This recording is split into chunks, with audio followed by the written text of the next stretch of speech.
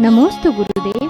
6 महीने 8 समय में 608 जीव मोक्ष जाते हैं। उसी तरह वर्तमान में 6 महीने में कितने जीव स्वर्ग या नरक जाते हैं, इसका भी कोई नियम है क्या? नहीं, चारों गतियों में कितने जीव एक समय में जाएंगे ऐसा कोई अलग से वर्णन नहीं किया, लेकिन कितनी संख्या वहाँ है ये वर्णन है।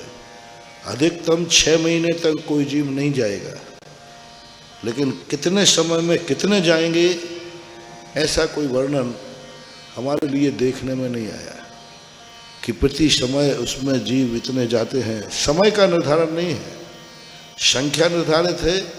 नहीं जाएंगे तो 6 महीने तक स्वर्ग नरकों में नहीं जाएंगे, लेकिन 6 महीने के नहीं गए तो शेष समय में कितने जाएंगे ऐसा मात्र मोक्ष के संबंध में और निगोद के संबंध में ही उल्लेख है।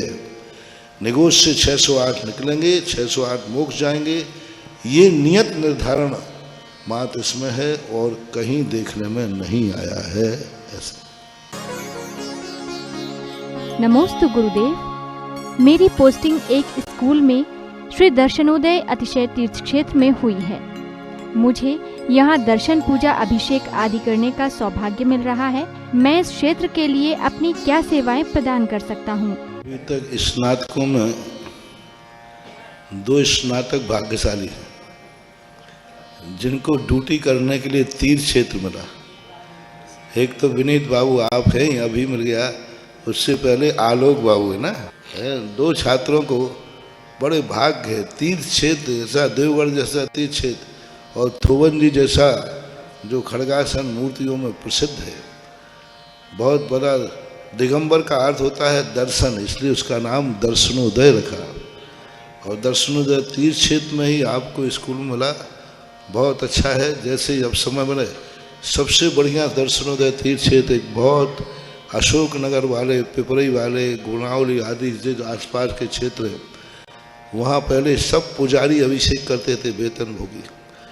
अब वहाँ प्रतिदिन 50-100 लोग प्रतिदिन अशोक नगर आदि गांवों से प्रतिदिन अभिषेक करने जाते हैं और वह अभिषेक कर कर के लौट के आपका स्कूल 10 बजे से है प्रातः काल का। जो वहाँ का इतनी दूर दूर से 35 किलोमीटर, कोई 40 किलोमीटर बचा, वहाँ प्रतिदिन अभिषेक करने आते हैं। अशोक नगर में 7 दिन के 7 मंडल बने हुए हैं, 100-100, 150 लड़के एक मंडल में हैं और बसें भर के वहाँ जाते हैं।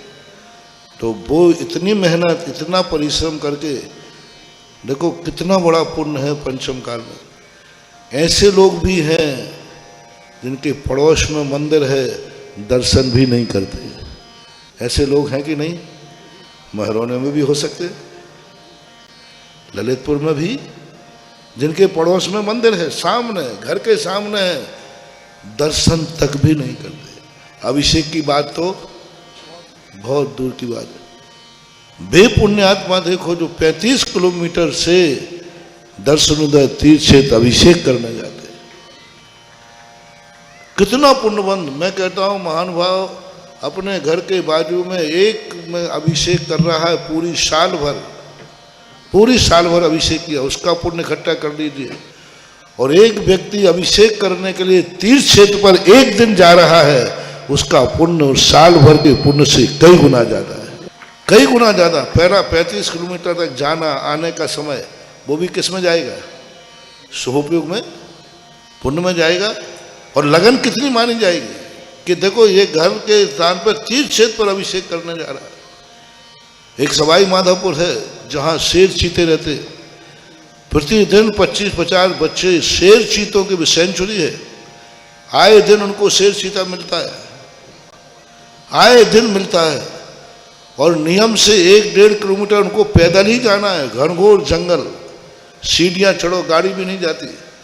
तो भी आज 10 साल हो गए, प्रतिदिन बच्चे वहाँ से प्रतिदिन अभिषेक करने जाते हैं।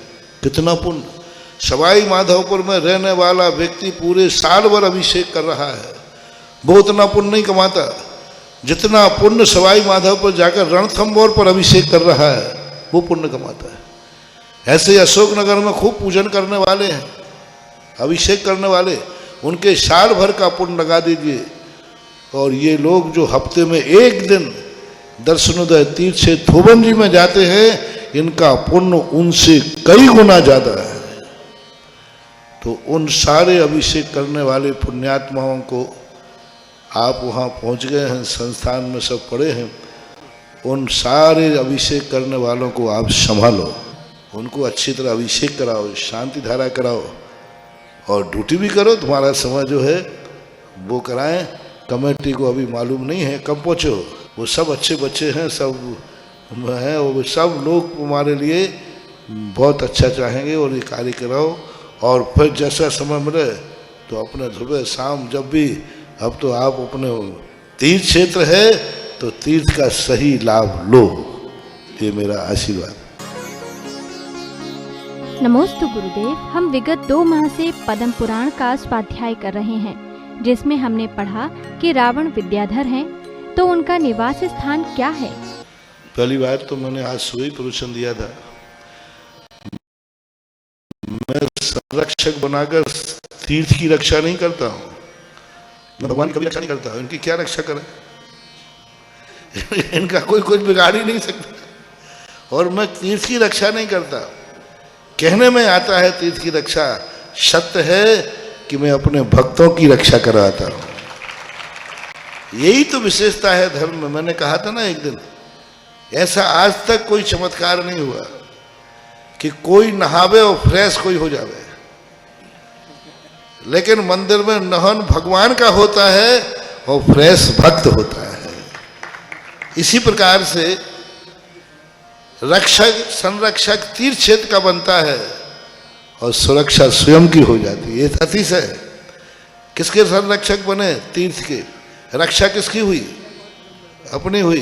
तुम्हारी माँ ने तुम्हारे लिए रक्षा बना दिया, बेटी सुरक्षित हो के नहीं, और जीवन भर रहेगी, चिंता मत करना, कोई विकल्प नहीं होता। तो ये सारी चीजें, यही आज मैंने प्रवचन में कहा, धर्म की क्रिया पर के लिए मत करो, होती भी नहीं, भगवान के लिए भी नहीं, गुरु के लिए भी नहीं। कहने में आता है मैं गुरु को हार दे रही हूँ, वास्तविकता ये है कि मैं अपने जीवन को धन्य कर रहा हूँ। कहने में आता है हम भगवान का अभिषेक कर रहे हैं, सत्य ये है कि हम अपने पापों को धो रहे हैं। जैसे आप लोगों में कहते हैं ना, कोई पूछता है भाई क्या कर रही है, बोले चावल बीन रही हूँ। उसी समय हाथ पकड़ के कहे चावल बीन रही है, कंकड़ बीन रही है।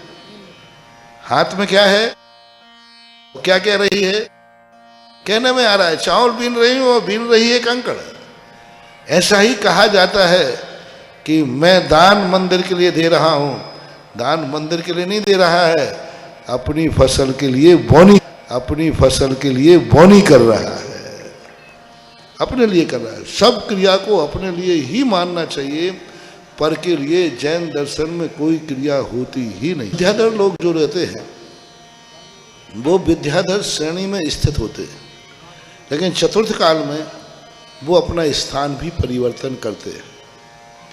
जैसे आप लोग किसी गांव में रहते हैं, बाद में शहर में पहुंच जाते हैं, लेकिन कहलाएंगे गांव वाले।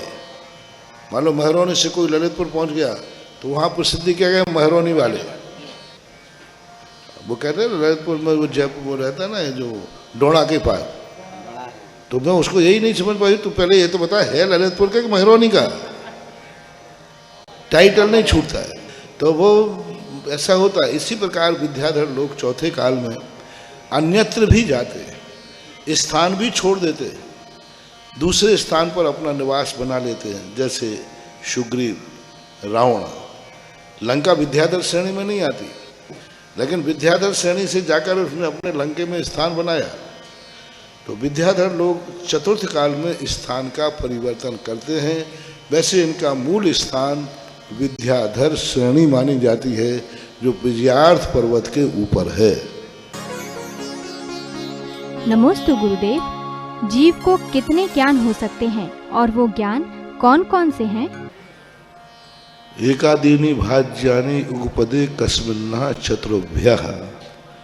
पूज्यवर उमा स्वामी महाराज ने तत्वार्थ सूत्र में कहा, एक को आदि करके 4 ज्ञान एक साथ हो सकते हैं।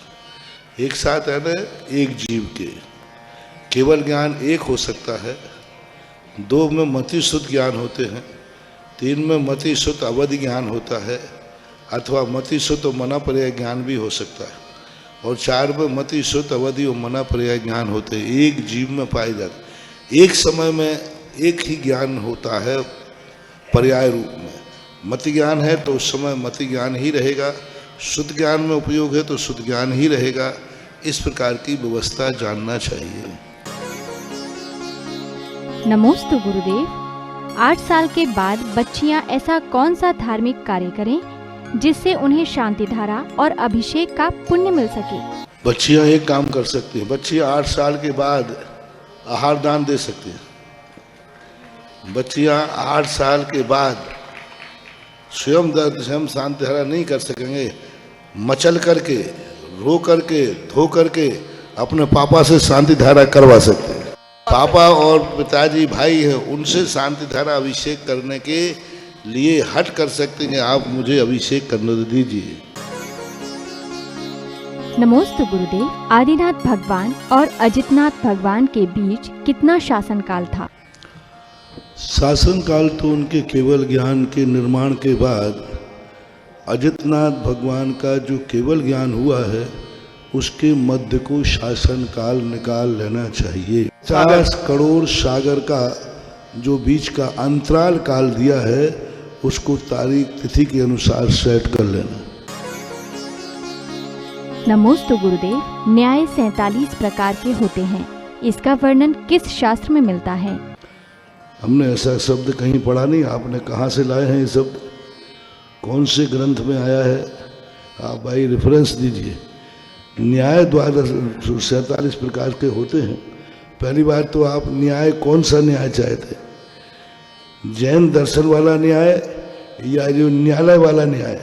हाँ, जैन दर्शन वाला। जैन दर्शन वाला न्याय है तो 47 प्रकार के न्यायों के संबंध में ऐसी संख्या निर्धारित आपने कौन से ग्रंथ में पढ़ी, कहाँ पढ़ी, उसका रेफरेंस दीजिए। नमोस्तु गुरुदेव। जिन शासन की महिमा गाने से कर्मों की निर्जरा होती है, जिन शासन प्रभाव न करने से अभिमान दूर होता है, तो ये सब कैसे होता है? क्योंकि जब वो जिन शासन की प्रभावना कर रहा है, जब कोई व्यक्ति किसी की प्रभावना करता है तो उसने अपने आप को छोटा वैसे ही मान लिया। प्रभावना जो की जाती है बड़ों की जाती है, प्रभावना की जाती है गुणों की जाती है, प्रभावना की जाती है जिसको हमें प्राप्त करना है उसकी की जाती है। इसलिए स्वाभाविक है कि जब वो दूसरे की प्रभावना कर रहा है तो अपने आप को, प्रभाव को वो कम महसूस कर रहा है, ऐसा जानना चाहिए। नमोस्तु गुरुदेव। कहा जाता है कि कोई भी टूटी चीज मंदिर में नहीं रखनी चाहिए, फिर इंसान खुद में टूटकर मंदिर क्यों जाता है?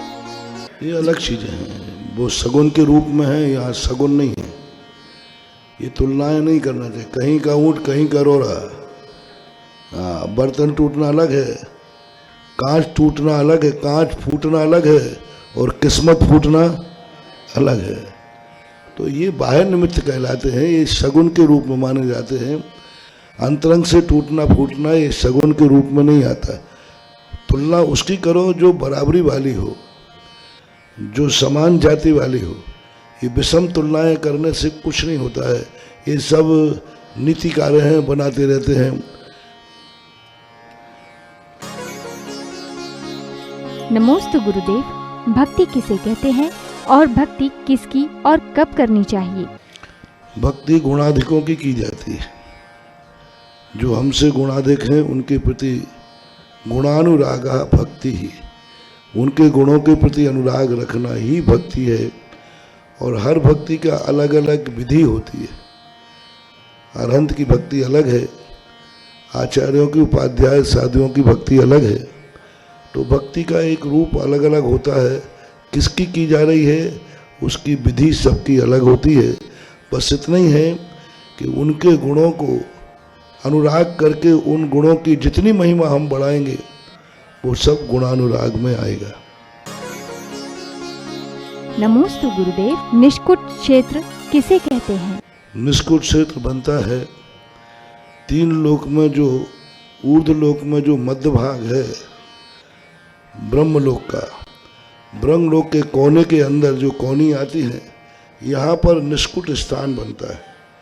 बस ये 2 स्थान ही निष्कुट स्थान है ऐसा। नमोस्तु गुरुदेव। बहुत से लोग अपनी विधवा माँ को अमंगल मानते हैं, इस बारे में आपका क्या विचार है? देखो, लोक व्यवहार को नकारना भी नहीं चाहिए। जब वहाँ माँ का काम हो तो माँ के रूप में तो कोई बाधा नहीं है, लेकिन जब सार्वजनिक काम किया जा रहा है वहाँ लोग उसको माँ नहीं मान रहे, स्त्री मान रहे हैं।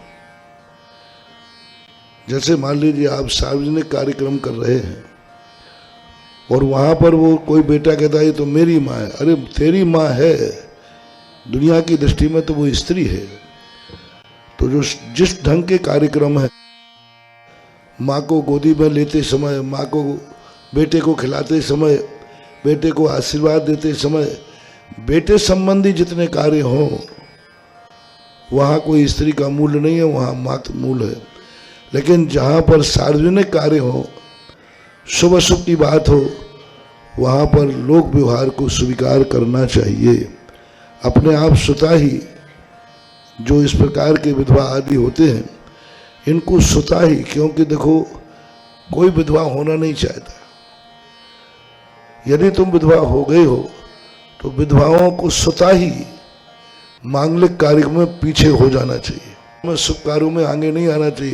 लेकिन वो सबसे ज्यादा आगे आके अपनी आंख और दिखाएगा, वह कहना हो तो ये उसके अच्छे नहीं, उसको कर्मबंध हो रहा है। जब मालूम है कि लोक व्यवहार में इस दशा को अशुभ माना गया है तो स्वतः ही अपने आप विधवाओं को अपनी इज्जत के साथ पीछे हो जाना चाहिए कि नहीं, मैंने तो पाप कर्म किया है, वो तो मैं भोग ही रही हूं, मैं किसी के लिए अमंगल क्यों बनूं। ये लोक मंगल, लोक व्यवहारताओं को हमेशा स्वयं स्वीकार करना चाहिए। जैसा मैं उदाहरण देता हूं कि यदि आप अशुद्ध हो गए हो तो आहार देना ठीक है कि नहीं देना ठीक है? बस ठीक है, अपनी जिंदगी में ऐसा कर्म का उदय आ गया, कोई शुभ कार्य आवे तुरंत पीछे हो जाओ। इससे क्या है, तुम्हें बहुत फायदा है। यानी जो कर्मबंध तुमने अभी किया है, फिर जन्म जन्मांतरों तक ये अशुभ कर्म तुम्हारा कभी नहीं आएगा, क्योंकि तुमने एक्सेप्ट कर लिया कि मेरे साथ अशुभ हुआ है, मैं किसी के लिए अमंगल नहीं बनूंगी, मैं किसी की विघ्न बाधक नहीं बनूंगी। स्वतः ही अपने आप पीछे हो जाना चाहिए। सुधा समाधा